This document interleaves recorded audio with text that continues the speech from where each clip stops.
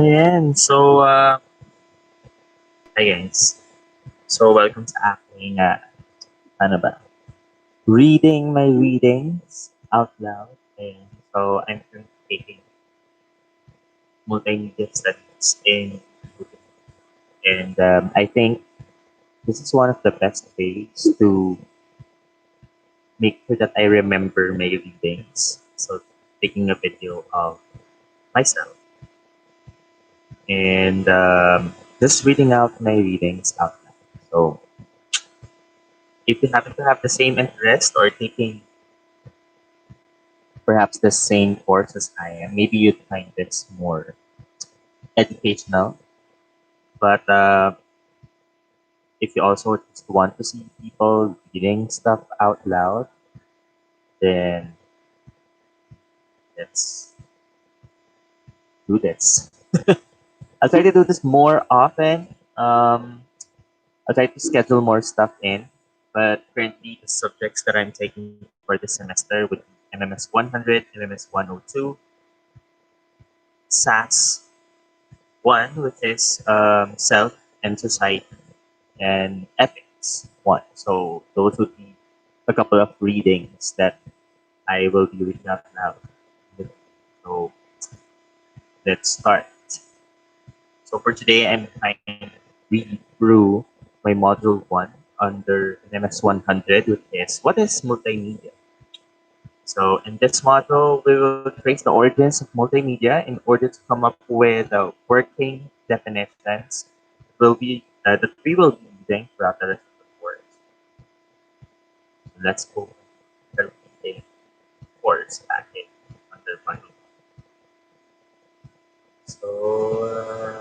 Yeah, objectives. At the end of this module, you should be able to do the following. Number one, state the different media modalities and give examples of how a piece of information can be represented using different modalities. Number two, make distinctions between different definitions of the terms media and multimedia. Describe what motives the different perspectives and discuss the difficulties in arriving at the comprehensive definition of multimedia. Differentiate between analog and discrete phenomena and describe the principle behind how computers use binary numbers to represent information and discuss Hacker's characterization of multimedia and how it differs from other definitions of multimedia. So what is or are the media? So before launching into a study of multimedia, it seems reasonable to first understand what we mean by media. Activity 1.1, what does media mean to you? Before continuing, without looking at other sources of information, ask yourself the following question. What does the word media mean to you? And I think media is content.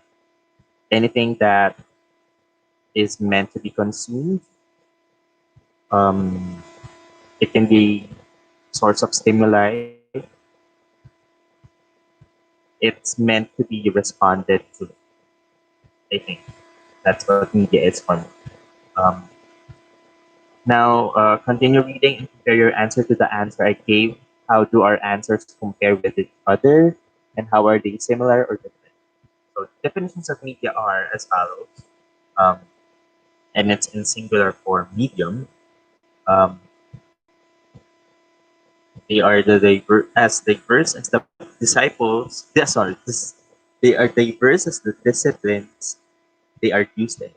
Consider the definitions below of medium and media provided by different sources. Dictionary of Media Studies 2006 says medium, a means of mass communication, for example, television, radio, or newspapers, the physical means of transmitting a message through a channel of media, the various means of mass communication considered as a whole, including television, radio, magazines, and newspapers, together with the people involved in their production. Again, that's Dictionary of Media Studies in 2006. Hutchinson Dictionary of Science in 2006 defines medium as in bacteriology an environment in which microorganisms and culture. Common mediums include agar, broth, and gelatin, often with added salts and base elements. And remember my study in, back in high school in CBSE, Cavite State University Science High School, which is the incidence of Aspergillus and Penicillium molds in Coffea rupica coffees around different provinces in Cavite. So from agar mixes and all the bacteria, things that bacteria love. So, yeah.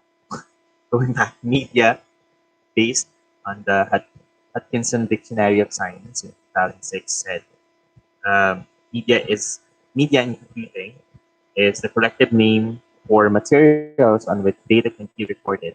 For example, paper is a medium that can be used to record printed data. A floppy disk is a medium for recording magnetic data. And based on an encyclopedic dictionary of semiotics, media, and communications back in 2000, medium is any means, agency, or instrument of communication. Media is the physical means by which a sign or a text is encoded or put together, and through which it is transmitted, delivered, or actualized. Note, although media is strictly speaking the plural form of medium, media can be used as a singular noun. May note on that. There is plenty of variety among these definitions. However, there is generally agreement that a medium here represents or transmits something. It is not that thing itself. And what is that thing? In biology, it could be microorganisms or organic compound, as indicated in definition 3 of table 1. If you are a student of multimedia, the thing that is transmitted is information. And because people mean different things when they talk about media, let's create some clarifications that can help us share a common language when talking about various phenomena that are part of media. Number one is media modality. That would be text, audio, video, graphics, animation. Media encoding type, digital or analog. Media storage material, which could be optical, which is CDs and DVDs, could be magnetic, which is typical hard drives, and others, which are flash drives. Media transmission strategy would be electromagnetic, radio waves, or optical, or could be physical. Last one would be mass media classifications. It's with TV, radio, print, internet, telephone, or mobile. So let me review that. Media modality could either be text, audio, video, graphics, and animation. Media encoding type could be digital or in analog. Media storage material could be optical, with CDs and DVDs. Magnetic, which is usually hard drives, and others, flash drives. Media transmission strategy could either be electromagnetic or radio waves, could be optical or could be physical. Lastly, mass media classifications rather would be TV, radio, print, internet, telephone, or mobile. So now that we have a more expanded vocabulary that we can use, instead of saying the media should be held accountable for the accuracy of the news that they report, we can say the mass media, which refers to TV, radio, print, internet, telephone, and mobile, should be accountable for the accuracy of the news that they report. Instead of observing, web pages often represent or present information using different media, and more accurately say, web pages can present information using different media modalities. Okay, that makes sense. Uh, multimedia, separate and related media modalities. An initial and simple way of thinking about multimedia is that it refers collectively to media modalities, but them separate and unrelated to each other. Figure 1.1 is a visual representation of what this means. Well, you don't see the bigger 1.1, but basically it's just five circles, not interlapping with each other. They have different colors, I guess, for visual features, but the five circles have graphics, text, audio, video, and animation. So multimedia is as different, separate, and unrelated media modalities considered individually. There's like no overlapping circles. Um, Using this idea of multimedia as simply meaning different and unrelated media, consider the case of a student studying the subject of Newtonian physics using information as presented from different media modalities. Video, watch a video recording of Professor Walter Lewin in Massachusetts Institute of Technology give a lecture in front of a class. Undergraduate students. Text would be reading about Newton's laws in traditional college physics textbook. Animation would be watching a video that shows a simulated interaction between physical objects. And audio would be listening to a physical or listening to a physics expert discuss Newton's laws in an audio file recording, a podcast, or on a CD-ROM. So, thinking about different media as fully unrelated to each other is not only uninteresting, but in the digital world, it is often untrue. For instance, referring to the example of learning about Newtonian physics by watching a video lecture of Prof. Lewin, a student could instead read the transcript of Prof. Lewin's lecture. A more productive and interesting way of thinking about multimedia is considering not just different media modalities and their distinct properties, but also about how they relate to and work with each other. Figure 1.2 is a visual representation of what this might be. So, as you can see, or as you can see, the, the circles that were presented on Figure 1.1 now in 1.2 kind of interconnected, still not interlapping, but more of having a lot of different connections between each other. So all of them are connected by a line. So graphics, the graphics circle is connected to the text circle, the audio circle, the video circle, and the animation circle. So things like that. Multimedia, new media, rich media, and digital media. When the term multimedia first started gaining currency, it was during a point when it was inconceivable to transmit and receive the quantities and types of data over the internet that we now do today. Barfield in 2004 recounts the history of the term and how the internet changed how we looked and information was delivered. He says, multimedia used to mean the design of systems offered with tools such as macro, media director, and distributed using CD-ROMs as a carrier medium.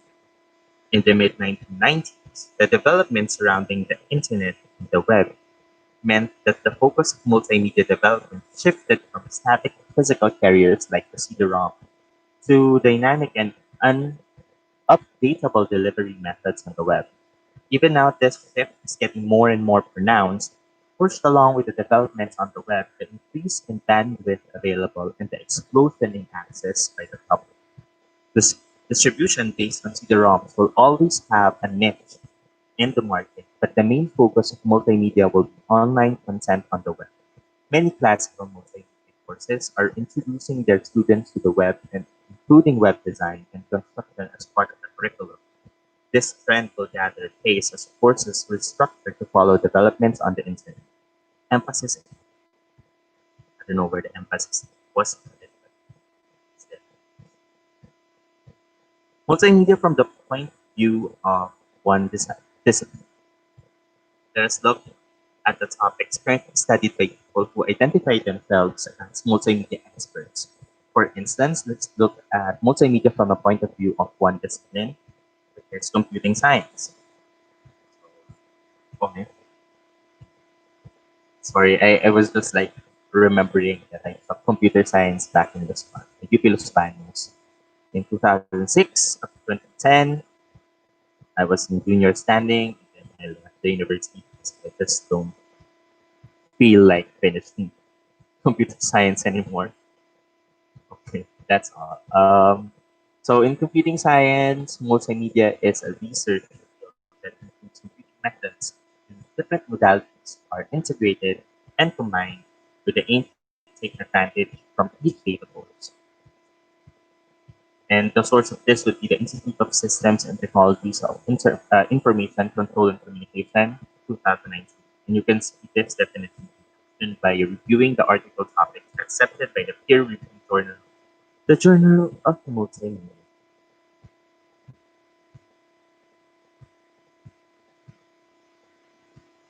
Um, this extensive list helps us understand the broad range of academic and industry interests in multimedia, and we can use the disciplines such as engineering, computing science, psychology, law, and education all have a stake in multimedia. What that list allows us to do is to look at definitions proposed by those who identify themselves as authorities in multimedia. Considering the following passage from the book Multimedia and Communications Technology, Health, Heath rather, 1990, that there is a term or phrase that has appeared in more diverse publications than any other in the last 10 years, it must be multimedia. The number of definitions for it are as numerous as the number of companies working on it. If this is the case, what is multimedia? In essence, it's the use and presentation of data in two or more forms. The combination of audio, video, and the humble television was probably the first application, but it's also been the advent of the PC with its ability to manipulate data from different sources and offer this directly to the consumer or subscriber that has sparked current interest. As a result, multimedia for many people conjures the image of a PC with a sound blaster charging, interactive games, or searching encyclopedia with all the information supplied in a CD-ROM.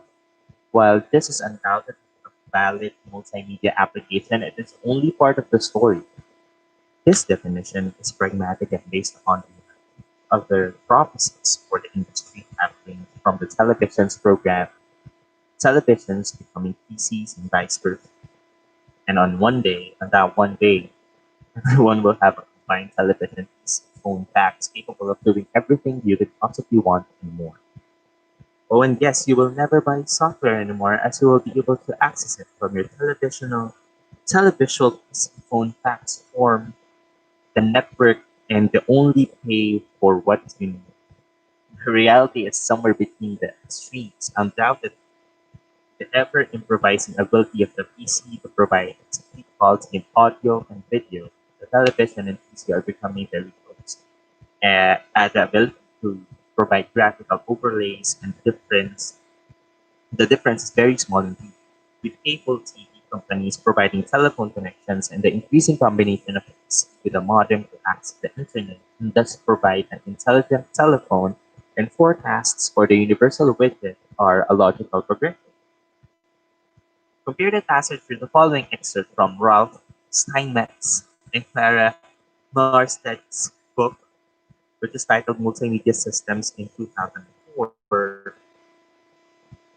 Multimedia is probably one of the most overused terms in the 90s. The field is at the crossroads of different major industries, computing, telecommunications, publishing, consumer audio video electronics, and television movie broadcasting.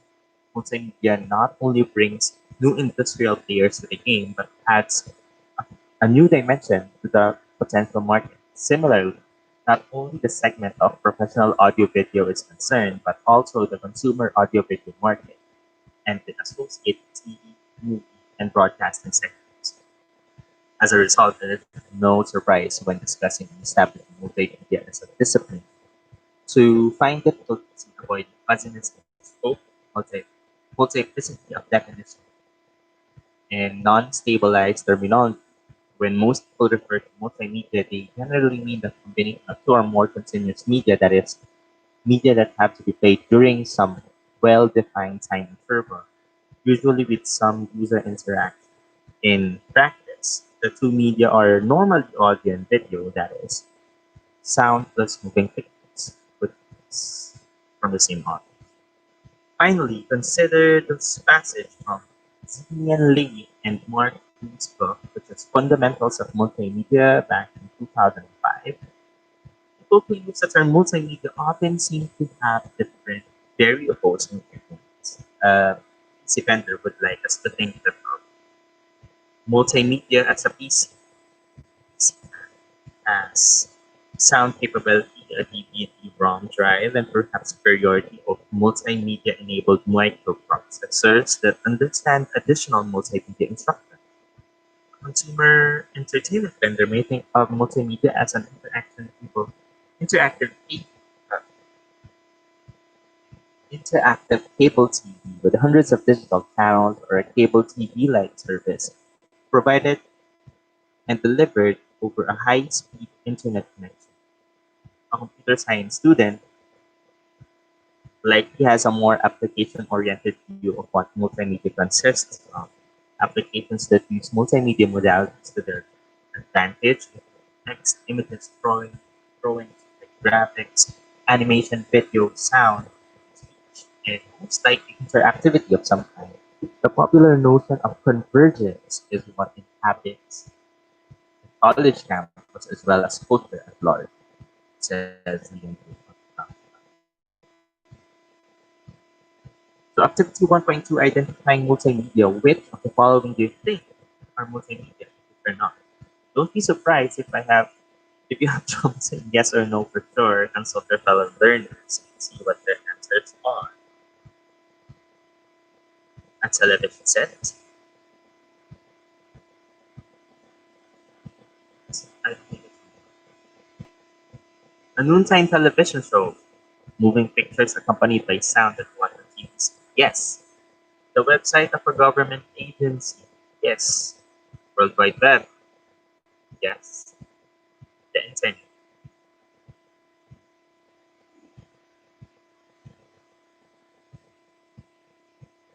No. I think that's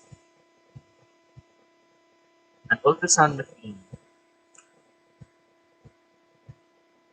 It's a bit. A personal computer. It depends. Is it hardware?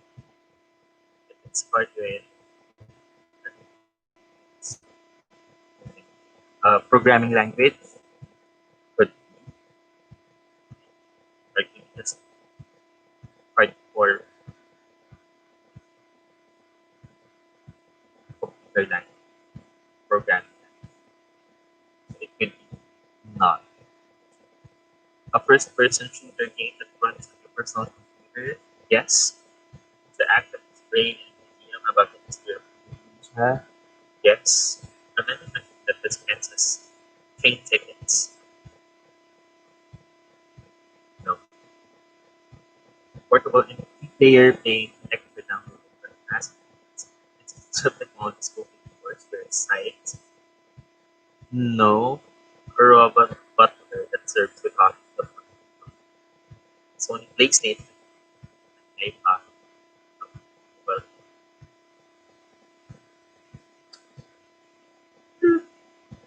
so multimodality and interactivity. There are these 2 points note from the preceding excerpts. First, all three sets of authors suggest that was mobilized as a buzzword in the 1990s by technology and entertainment industry to push their respective, largely profit-driven agendas. The author seems to suggest that there is no clear agreement of what properly lies under the umbrella of multimedia, since the stakeholders in the firm differed in their approaches in integrating and innovating on mass media types, media transmission strategies, and media storage technologies. However, we also do see a common thread among all three excerpts that is particularly useful for attempt to understand multimedia from an instructional design perspective. Consider some selected excerpts from these passages presented in the table below, which is not on a table but more a bullet point. Uh, 1999, the use or presentation of data in two or more forms. Steinmetz and Nurse Ted in 2004 said a combination of two or more continuous media, that is, media that have played during some well-defined time interval, usually with some user interaction. In practice, the two media are normally audio and video, that is sound plus moving pictures. Lee and Group 2005, a more application-oriented view of what multimedia consists of, applications that use multimodality to their advantage, including text, images, drawing, graphics, animation, video, sound, and speech, and most likely interactivity of time. The previous table draws out what these authors considered as multimedia when they consider media modalities. From this admitted a small selection of excerpt of it, we can see that multimedia can be characterized by at least two general features. Number one is simultaneity of media modalities, which is multimedia presents data simultaneously in two or more modalities. Could be audio plus video, text plus images, animation plus sound, that simultaneously two or more media modalities present information is known as multimodality. Interactivity is when users can affect the state of multimedia product through their actions, which is mediated by some sort of interface. Figure 1.3 is a visual interpretation of this, or of this way of thinking about multimedia, going back to the earlier example of media we discussed about studying Newtonian physics, an interactive web application that shows how Newton's second law works and which incorporates text, graphics, and is a good example of multimedia learning experience.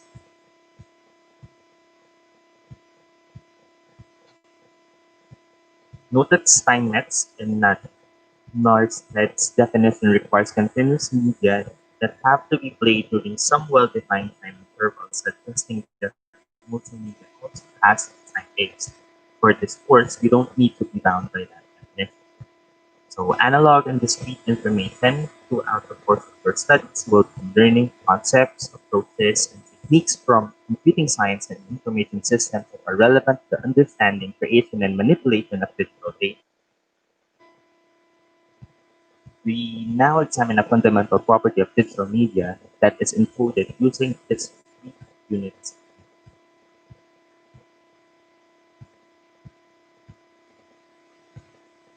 51.3, you read about the difference between analog and digital phenomena.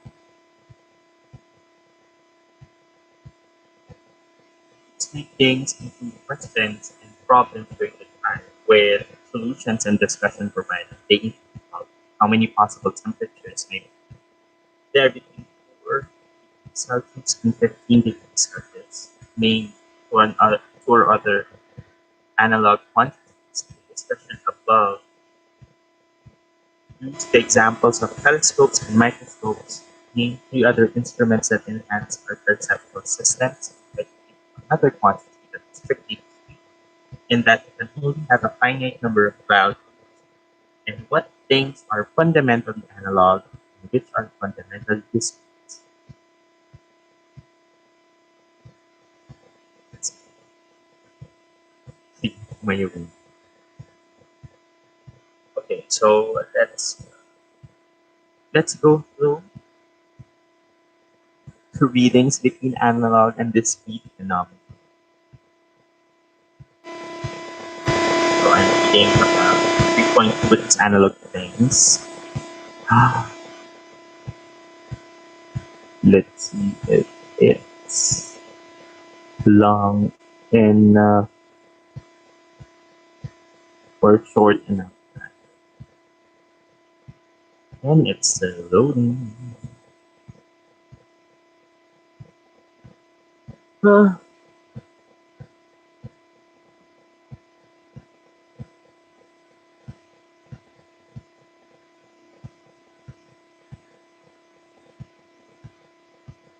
okay, I'm at 3.2 analog things. In one, wherein not sure. Uh, I think this is chapter one.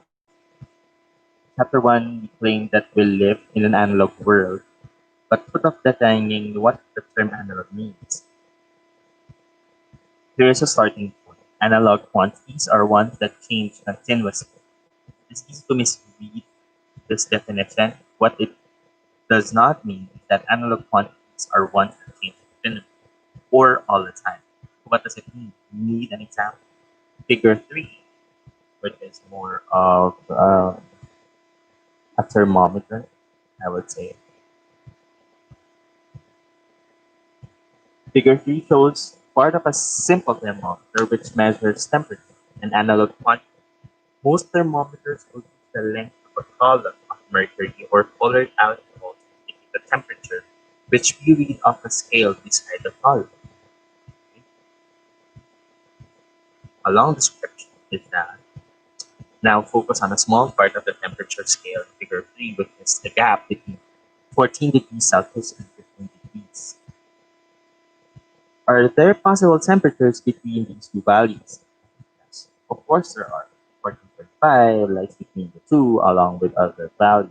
What about the gap between 14.5 and 15? Once again, there are countless possible temperatures between these two quantities. In fact, however small the gap between any two temperatures, there will always be more possible temperatures inside that gap.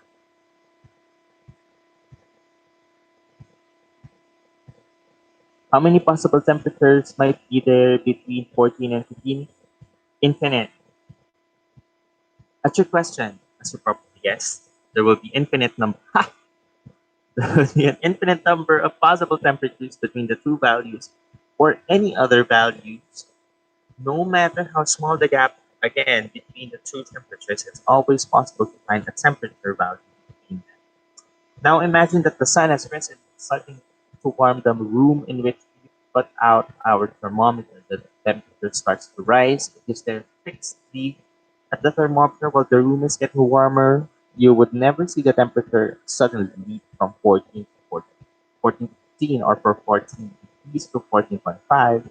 Instead, the temperature rises smoothly and continuously with no gaps or jumps. In moving from 14 to 15, it passes steadily throughout all the infinite number of possible temperatures between the two. This is what we mean when we say the temperature is in an analog quantity. Just to press the point, here is another example. Most of you will own a radio or stereo with a mechanism or controlling the volume for controlling the volume. Usually this is just a sample knob, a simple knob rather, as in figure 4 is a knob, a radio knob which has a low and high in terms of volume, which is rotated clockwise to increase the volume. Now, if you put on your favorite piece of music and slowly turn the control from low to deafen, what happens? The intensity of the sound does not increase in a series of jumps, but with the temperature goes up smoothly and progressively. Volume 2 is an analog quantity. Uh, Name two other analog quantities, temperature and volume. I thought it was a trick question. So brightness, color, pitch, pressure, or any of a host of the other properties of our world. If you ponder for a minute about the world we experience, you can see the justification for calling it an analog world. We live in a world of light and sound, touches, smells, and tastes. I will look more closely at the nature of some of these later in the course. However, at this stage, it is easy to see that they are mostly analog things. So that's the first one of the course package reading under the differences between analog and discrete phenomena. Ah, so we just read 3.2, but we are still a few more, I would say, a few more chapters out. Um, See, alright. But we're almost there. So let's go with 3.3, which is how we perceive things. On part 2 as well. For later.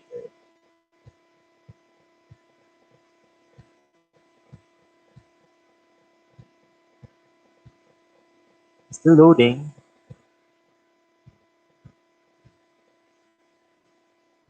While waiting, let me see if I can put this screen link in Facebook.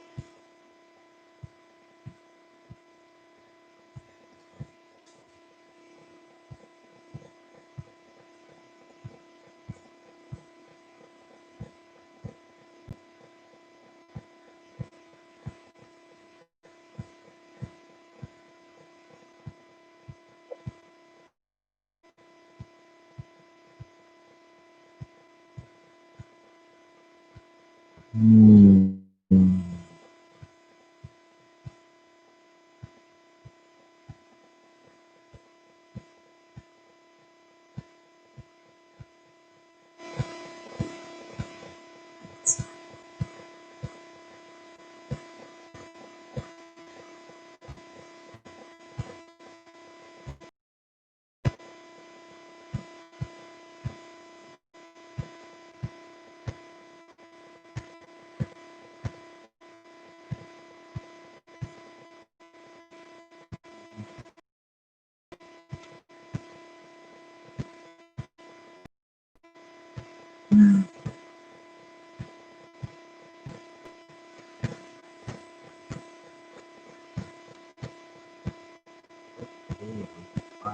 Ah, just a second. Uh,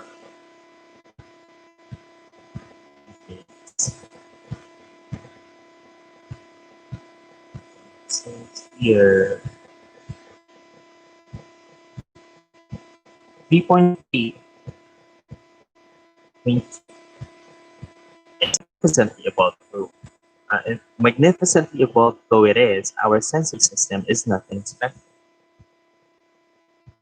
We do not see as well as birds or hearing as people compared to the bats. In some forest dwelling mammals, our sense of smell can compare with that of dogs or pigs. And there are many things we don't detect at all, such as radio waves, for example. So, in one capacity, humans are supreme. We have learned to enhance our perceptual systems with instruments. For example, the human eye has only a limited power to resolve very small objects, but we can now create images of atoms themselves with microscopes. Our retinas do not respond well to very dim light, but we can now detect the faintest light sources with telescopes or light intensifying apparatus. Our capacity to build tools to strengthen our perceptual abilities is unique in the living world. And in the 21st century, digital computer technology is an essential component of modern instruments. Neither the microscopic or the telescopic images from Figure 5 could have been made without advanced computer technology. Indeed, the galaxies shown in Figure 5b are among the most distant objects ever seen and are about 4 billion times fainter than the limits of human vision. So, images A and B are just one is microscopic thing, kind of Mandarin characters, I guess. And the image your 5D would be more of a photo of images. Um, so figure 5 computer assisted images A with the red iron atoms on mostly blue copper surface from a kanji character for the word atom, and letter B is galaxies. So the discussion above used examples of telescopes and microscopes. Name the other instruments that enhance our perception systems.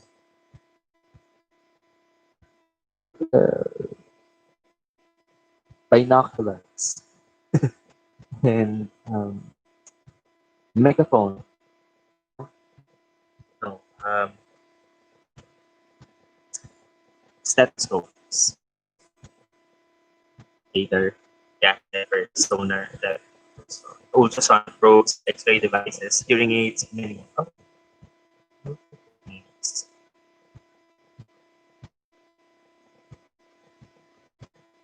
Next is how we perceive things, the human perceptual system.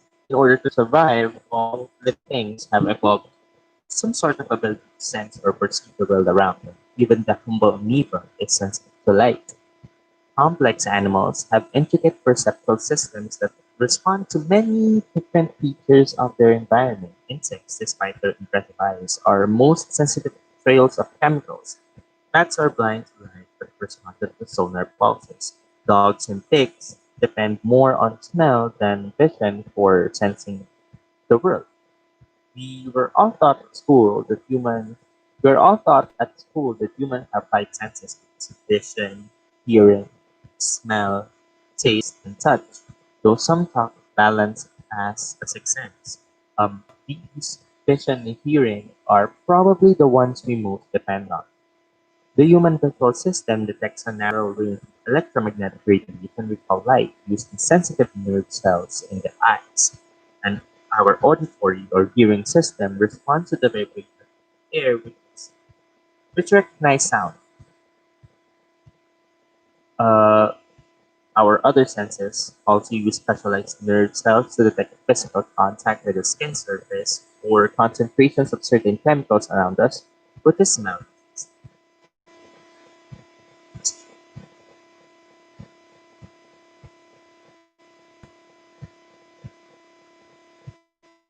For that part. Let me just close this. Okay.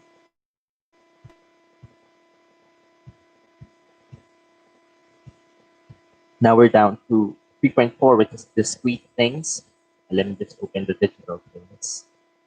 A world of numbers, how we work with numbers, how computers work with numbers, and the final word, analog and digital worlds. Let me for first. Load.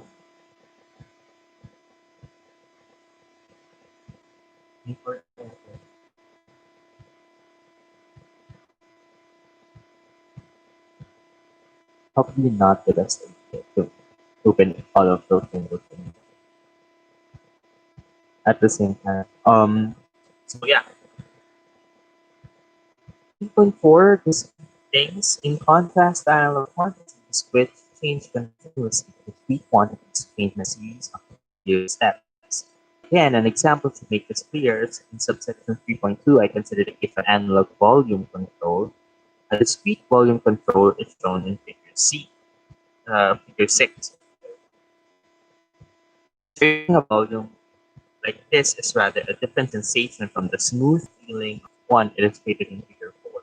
For a start, movement progresses with it clicks. It's like opening a safe.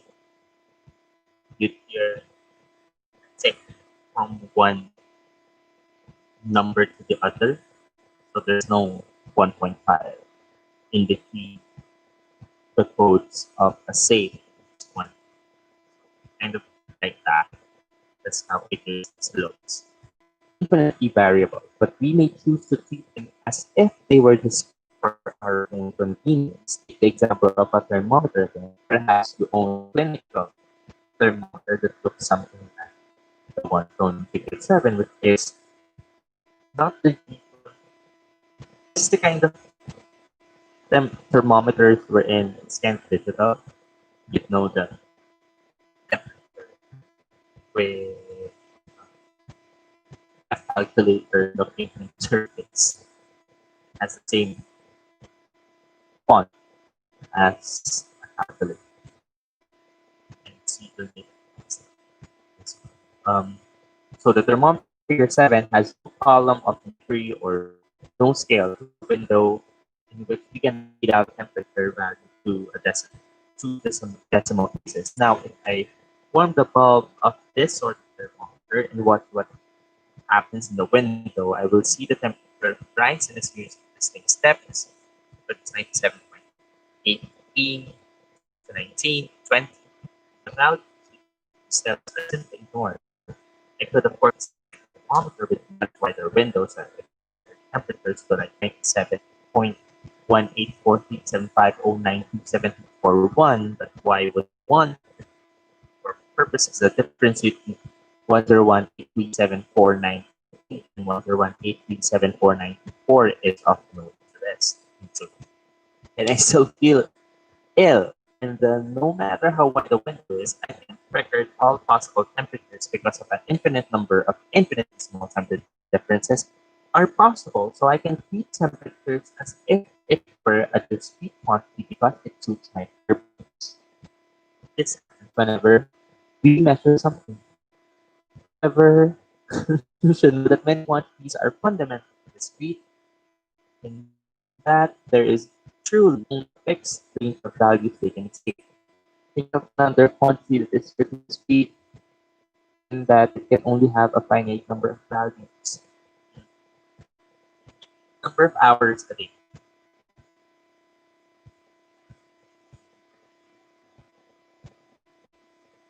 How about the number of people who will come to my party tonight, or the number of bricks and hours? Well, okay. In fact, anything that we can count is likely to be a discrete quantity. The weight of a pile of sand is an analog quantity, but the number of grains of sand in the pile is discrete.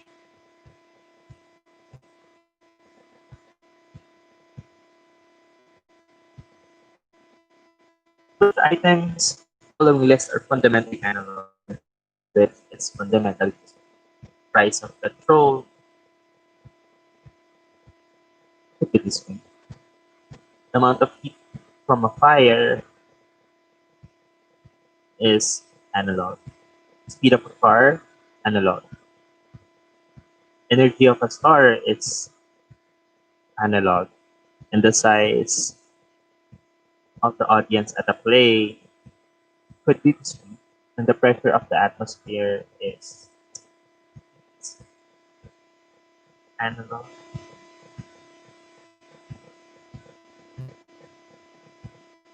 So answers is, I would say the items 2, 3, 4, 6. 6 are definitely analog. Although we might choose to measure them with discrete instruments, item 1 and 5 are discrete.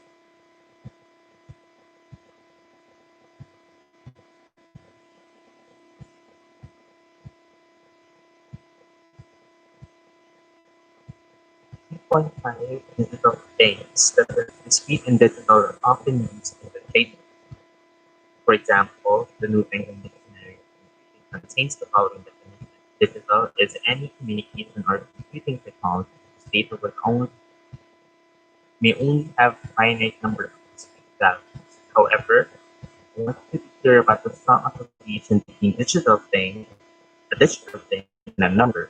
So let's now look a bit more closely at the interior world of the computer. It is a discrete world, but more precisely, it's a digital world, a world of numbers.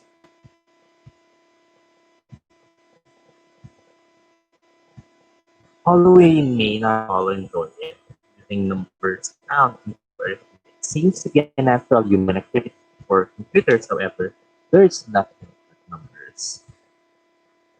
And as a computer science undergrad, it is nothing but numbers. And they were designed from the first to handle numbers, and that is still all they do. The cleverness of modern software may make it appear that they do much more, but this is an illusion. The interior world of a computer and the territory inside the battery is a world of numbers and nothing else. Some of you may have gone into details of how numbers are represented and manipulated Others may have gratefully left the subject behind as soon as possible. But in this subsection, I want to say a little about the system used for working with numbers and to bring out the very different ways in which humans and computers do the same thing. Okay. Almost there.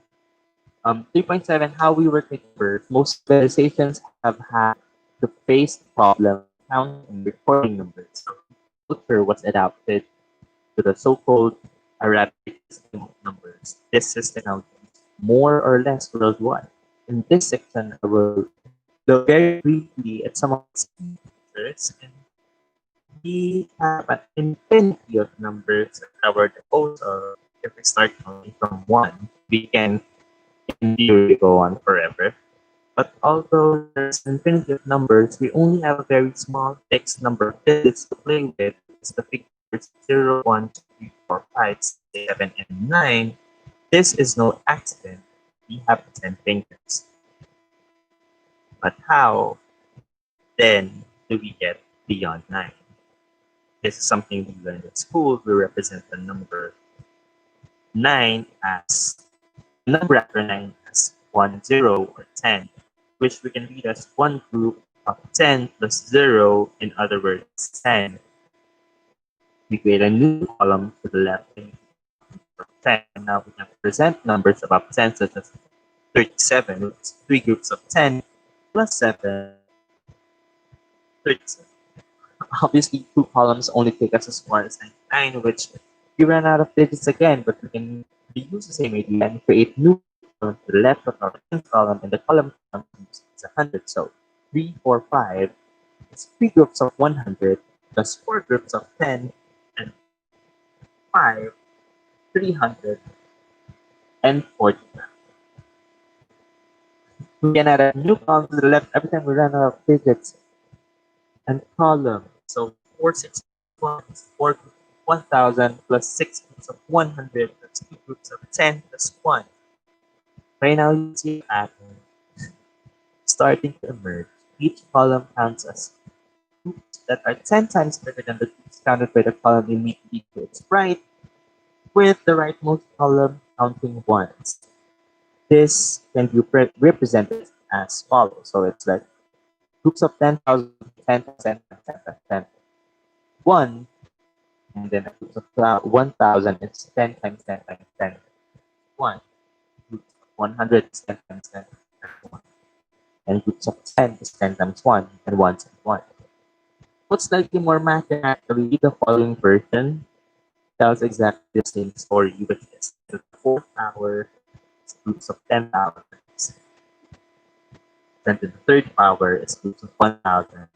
Groups of 10, the groups of 100 is sent to the second power, and groups of 10 is sent to the first power, and ones. The fact that our way of doing arithmetic is using 10 digits, 0 to 9, and each column counts groups of 10s, nines, I mean, each column counts groups of 10 times bigger than those counted in the column right, leads to it being called base 10 arithmetic or a decimal system. For the Latin decimal, a 10. Using base 10, we can count 2 and write down any number. Oh, computer scientists sometimes use an octal basis and what digits would we need for that, and what would be the column, what would the columns represent. I think this is a hexadecimal system. Um, to the 8th power.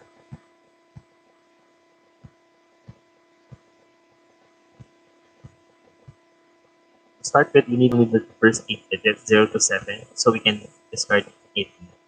The column will count units as before. The column will count groups of 8. Ah, look at that. 8 times the size of the group counted by the column immediately to its right, so the table would look like 8 to the 4th, 8 to the 3rd, 8 to the 2nd, 8 to the 1st, and ones. Ah, so how computers work with numbers? Today's mass media wrap computers in damaging myth.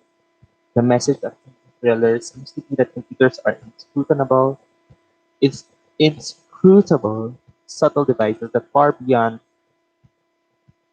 the ordinary person's comprehension. Only spectacularly gifted young people seem to be capable of working with them successfully. For such individuals, a few clicks on a keyboard were miracles, and the myth suggests that when we, the less gifted mortals, use a computer and something goes wrong, it's our fault. We're simply too stupid for the machine. Figure 8 probably sums up many people's views of working with computer. It's basically a duck smashing a PC. Um, of course, there's a tiny core of truth to this myth. The computer that sits on your desk is a result of 60 years of innovation and research. Its hardware and the electronic circuits that make it work is a masterpiece of engineering skill. But in other ways, the media fiction turns the facts upside down. Far from being immensely complex machines, in many ways, computers are very simple. Some of the problems in working with them come from poorly designed softwares. However, most of the difficulties arise not from our stupidity when we face a computer's intricacy. They come from the difficulty of lowering our subtle human intelligence to the very basic level of the machine. I've already stated that the computer's world is one of numbers. There is no sights and smells, no love and hate, no complex relationships, no hopes and fears, just numbers. But what kind of numbers? I've just looked at how we handle numbers. However, as you may already know, computers use a different system. The inner world of the computer is impoverished in many ways. And when it comes to the numbers, this is spectacularly true. In contrast to our system of 10 digits, a computer only uses two, which is 0 and 1. This corresponds to the tiny differences in voltage in a computer's electronic memory. Now let's use the ideas of the decimal and the octal systems to consider how an arithmetic based on only two digits might work. With only two digits to play with, simple counting doesn't get us simple counting doesn't get us very far. We count from 0 to 1 and we've run out of digits. Clearly, we have to follow the strategy on the decimal system in order to create a new column. But we can't have the column to count roots of 10 as we do in base 10 arithmetic. We can only have the digits count as far as 1, so we'll have to make our new column count groups of 2. Therefore, this new system, the number 1 represents 1, the number 10 is not 10 but 2, and the 1 group of 2 plus 0, so the number is 11.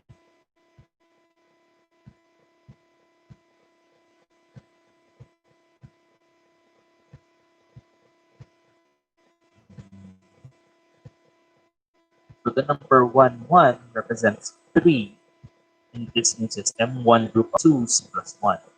Now we've run out of columns and digits again, and we have to make another column. So since we have got as far so we have got as far as 3, the next column will have to count as 4. So the number 100 represents 4, which is one group of 4 plus no groups of 2 plus 0. What is the decimal number represented by the following numbers in a new system? 101 would be 5, I think. And then 111 would be 4, 6, 7. That will be 5 and 7. Ah! And exercise number 5. What decimal numbers will be represented by columns 4, 5, and 6 in the new system? Ah,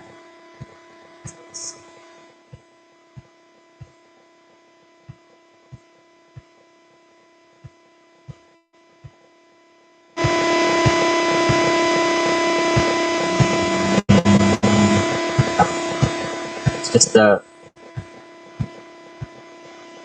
number of cores and the number of tools. It's more on the power of um, exercise 6. What is the decimal equivalent of the following numbers in the system? 1010001. Ah, I'm tired.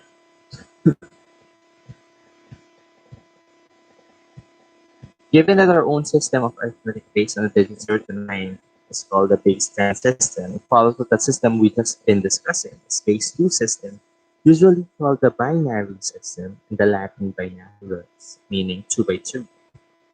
Obviously, it takes much more space to represent a number in a binary form rather than in a decimal system. This doesn't matter to a computer though, since the space is unimportant in its digital world. And cleverly designed software means that nowadays even computer scientists really have to work directly with binary numbers. Whew! Final word. So there we have it. On one hand is our world, an analog world, a world of light and sound, of taste and touch. And on the other side of the boundary is the computer's digital world, a bleak world of binary numbers. Before I leave the topic, though, I would point out that some of the points I've made may be controversial. For a start, it's not entirely clear whether the world we inhabit is fundamentally analog. Quantum theory tells us, for instance, quantities like light are made up of tiny packets of energy. This means that the intensity of a source of light may not vary continuously but will go up or down in discrete quantum steps. Some theories suggest that forces like gravity and even space itself may be made up of tiny quanta, nor it is nor is it certain whether the human brain is an analog or a digital device. Certainly, the brain is quite different in structure and function from digital machines. Lazy comparisons between the human mind and the computer are completely mistaken. However, there is still argument about whether at some level the brain functions like a digital device. These are all esoteric debates. Though and beyond the scope of discourse, let's now return to our main theme and cross the boundary. Ah,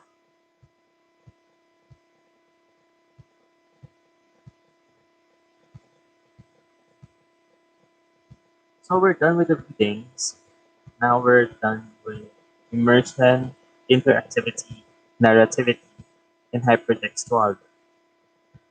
A broader take in multimedia as proposed by Randall Packer in an article from 1999, and in the following activity you will read up and state views and then integrate them with your own prior to understanding of multimedia. Let me read through this.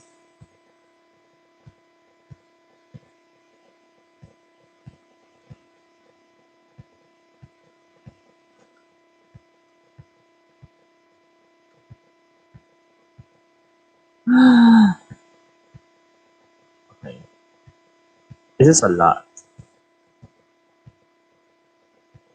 So this is by Randall Packer, University of California, Berkeley.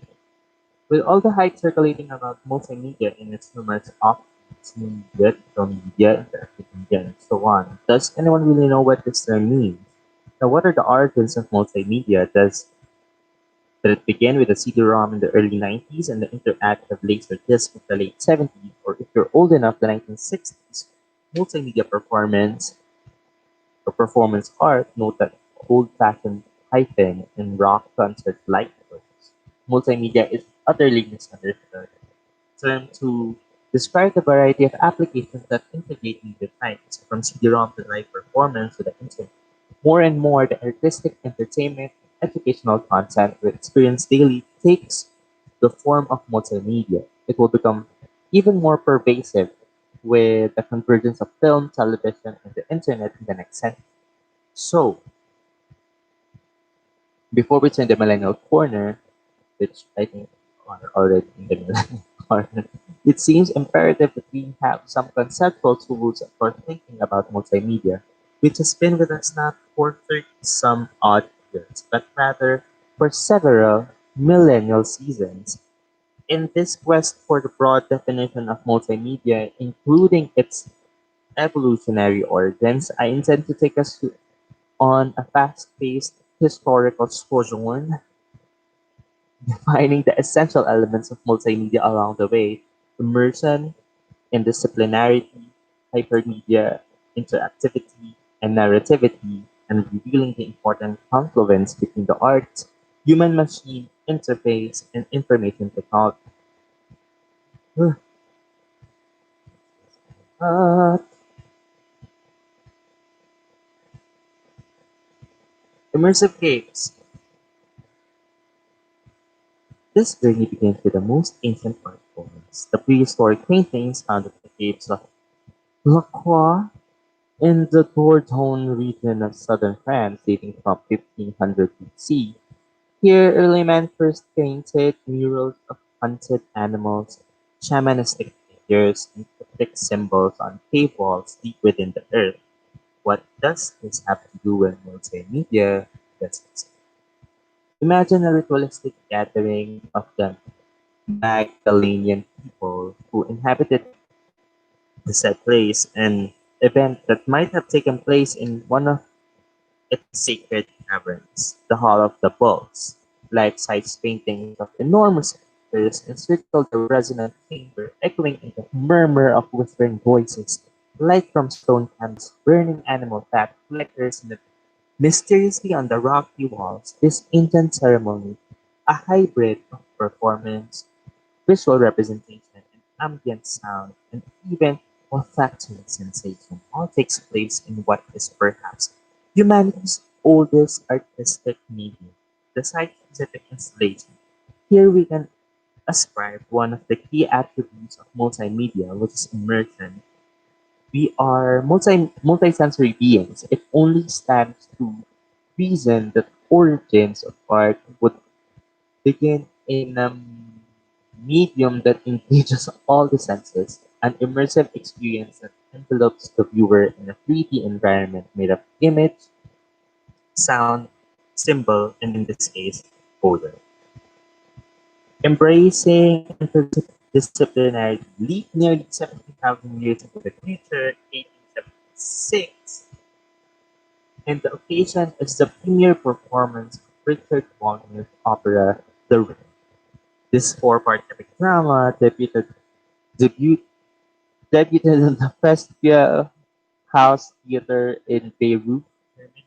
Of course, Wagner was no ordinary composer, and the Festspiel House was not the typical opera house of its day.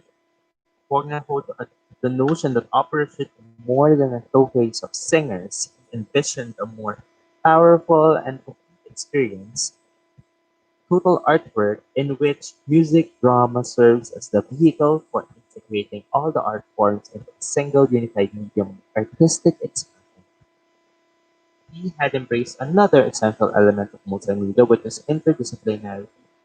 That is the cross-disciplinary blend of art forms and art media.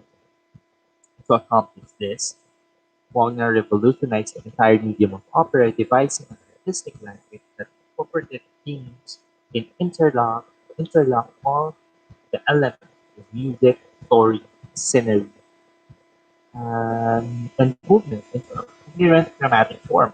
Wagner also redesigned the theater to create a more immersive experience. He reintroduced amphitheater, amphitheatrical seating to focus on the audience's attention on the stage as opposed to theater former houses. He was the first to turn the house lights down in the theater, setting the atmosphere. He hid the orchestra in the pit and clearing the stage of this distraction, and he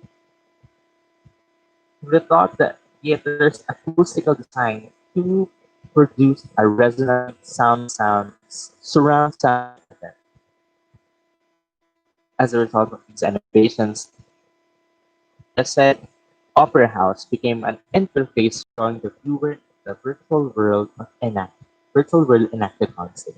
Hyperlinking and cultural record, the clock again reaches ahead. It's 1945 and World War II has just ended.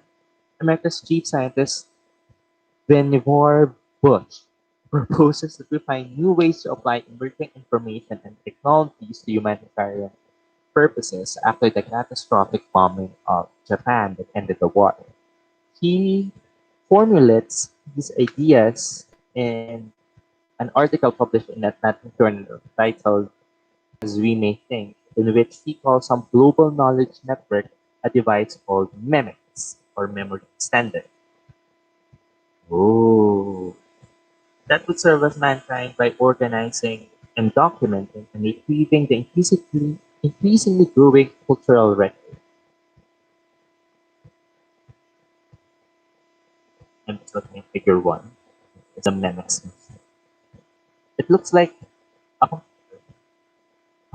Despite the fact that the MEMEX was designed to record and display information with now outdated microfilm technology, Buzz's invention of hyperlinking and associating information non-sequentially formed the basis of hypermedia, concept fundamental to today's notion of computer-based multimedia. Bush envisioned mimics users as information trailblazers, searching through the nation's libraries, government records, university knowledge base, growing exponentially at a frightening rate, create threads of linked associations for future generations of researchers and students. Art, technology, and collaboration. Time moves forward to tumultuous 1960s, which I am not sure what the word means. Bell Labs engineer Billy Clover's collaboration with artist Dean Kingley resulted in the infamous homage to New York, the self-destructing machine that blew itself apart in the sculpture garden of the New York Museum of Modern Art. Cooper immediately grasped the significance of interdisciplinary. He introduced the notion that artists and engineers could work as collaborators, each contributing unique and vital knowledge to the creation of the artwork used with technology.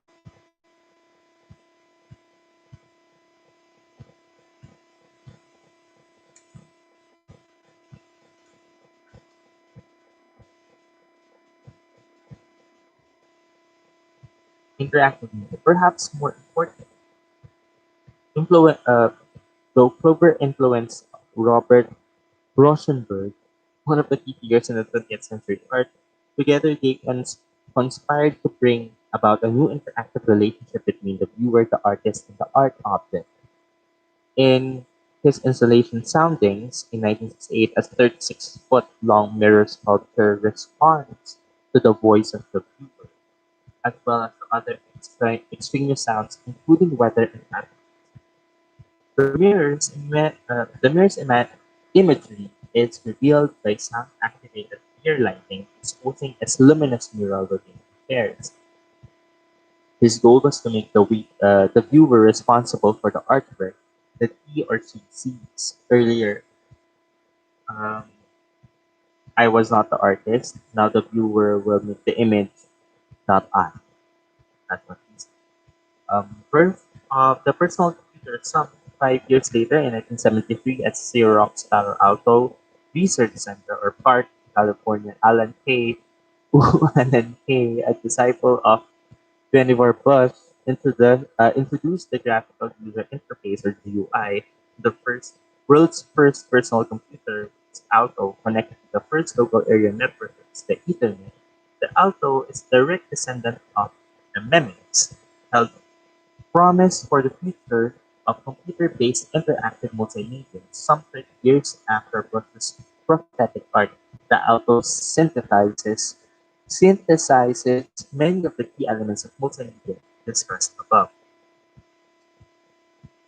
Mm, I'm just looking at the illusion of the illusion of immersing the viewer in a graphical representation of the image, interactive graphics, sound, text, altering systems that facilitate hypermedia in an interactive environment.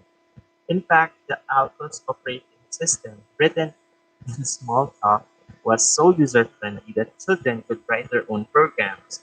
A new interdisciplinary for the Just Some work of the future was born.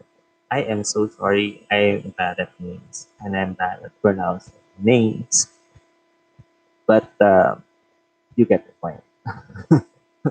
Narrativity, what kind of artistic creations would emerge from this new medium that had evolved for so many years? And what sort of stories can be told?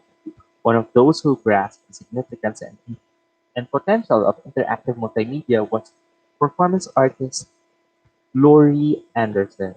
In 1995, she created the CD-ROM puppet title in collaboration with multimedia artist Chen Huang. In this work, Anderson translates her theatrical ideas into new forms of storytelling and narrativity indigenous to the medium. The viewer is immersed in an imaginary world where the narrative establishes no linear plot, no set goals, only a free association of vintage Anderson vignettes composed of mysterious environments, bizarre objects, and haunting sounds. The audience is free to roam, play, and ponder and explore. Coming full circle, it's ironic that multimedia, which we tend to associate with advanced technology, is at the same time the oldest form of creative communication. Could the cave dwellers of Lacroix ever have imagined that nearly 20 years after artists would be creating immersive, ritualistic performance works for the cave automatic virtual environment or cave system? The installation of configuring the cave in 1997 at the Intercommunications Center or ICC in Tokyo, Japan. History does really have a tendency to repeat itself. Uh,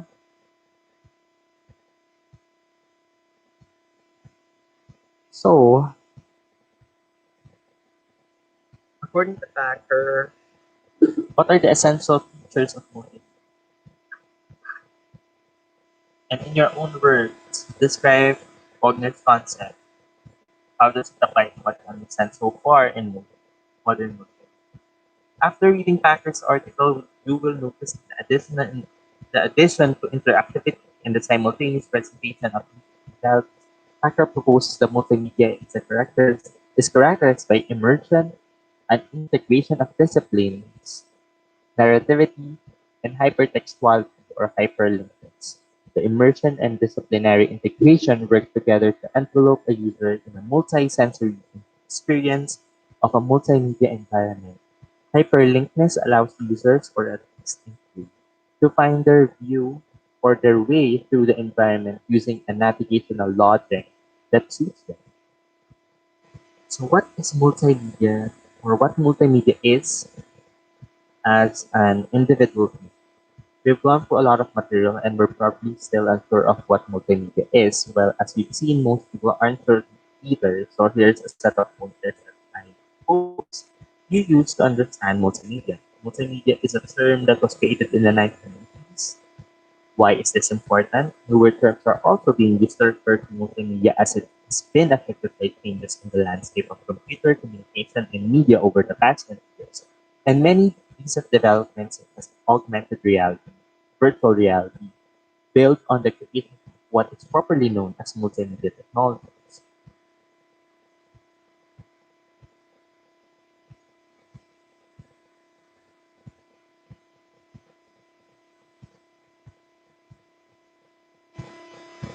Wait, I'm still live.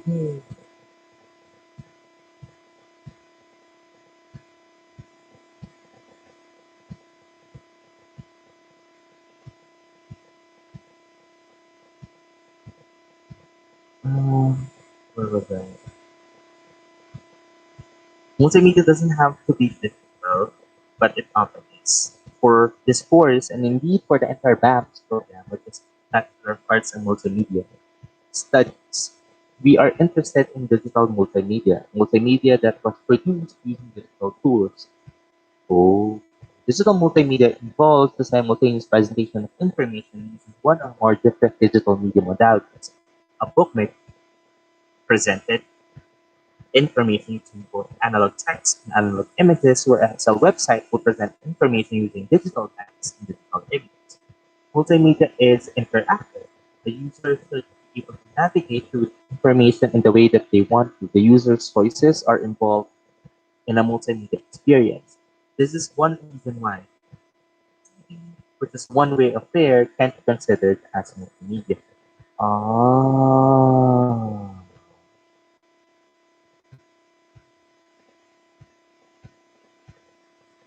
Multimedia is best thought as a description of a thing.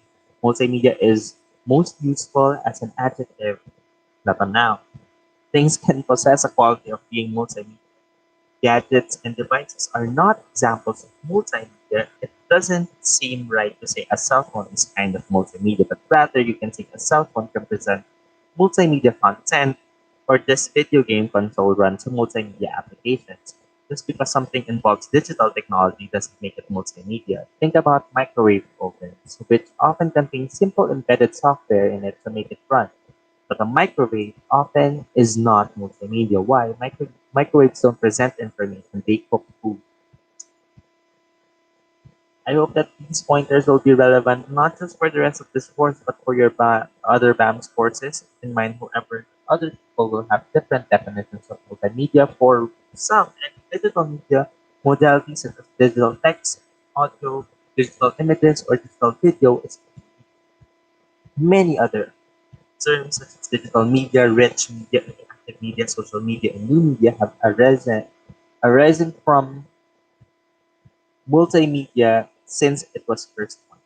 And these refer to many of the same aspects of multimedia that we will be studying in BAM. For example, or for instance, new media is commonly applied to media delivered through the internet. Ooh, new media is media delivered to the internet. Rich media refers specifically to bandwidth-heavy content such as audio and video. However, these distinctions are not set in stone and you can expect to see them to be used interchangeably. What if you use rich media content and deliver it through internet? So it's a rich media. Mm. Summary. In this model, we'll look at various expert attempts to define multimedia, a term that is still very contested. First, we'll look at what we meant by media, then look how multimedia is now not simply the same as multimedia. Throughout the discussion, I hope you got a glimpse of how personal, professional, academic, and corporate interests shape the field of media and the study of multimedia. We then highlighted media and modalities as salient or study of educational multimedia design and evaluation, and spent some time looking at Randall Packer's idea around multimedia, which I claim are useful for our study of educational multimedia design and evaluation. We looked at a particular example of a slippage in definition. Multimedia can be both a digital product and a tool that is used to create digital product. Finally, we'll look at some common properties of all digital media modalities. Throughout this course, you will find that I will be using the terms multimedia, digital tools, technology, and software more or less interchangeably. If I do, I mostly do it for reasons of style. I do not want to leave you with the impression that these terms are identical. Of these terms, technology is the broadest. Technology can be seen as a way of doing something coupled with tools needed to actually do it, and digital tools can refer to both hardware, such as desktop computers, laptops, mobile devices, and tangible electronic objects, and software, which are made out of code and run out of hardware that rely on data to be encoded in binary form. Activity 1.5, defining and describing multimedia in your own words. Why has it been difficult to arrive at consensus of multimedia? Based on the readings and your own idea, devise three versions of your personal definition of multimedia. One takes less than 20 seconds to explain, one that takes less than 10 seconds to explain, and one that takes less 5 seconds to explain. I can't explain it anymore. That's so much. And right. So basically that's it. Uh, the reading said it might take 90 minutes for us to go through all of the readings, and I'm currently live at 1 hour and 27 minutes, and I'm running out of breath. Um, so I might be answering a quiz later, but if you like what we're doing right here, I'm not sure where you can subscribe, or if I can turn this account into um, a monetary one. But let's see if reading stuff aloud kind of helps in terms of remembering, and if my voice registers well via this microphone. So that's all for today's session of MMS 100. What is multimedia? If you have questions or if you have suggested readings, please don't post them. I could barely handle this reading assignment, so I need to rest and have dinner. So happy 7 o'clock. Good evening, good morning to wherever you are right now. That's all. End of stream. Bye.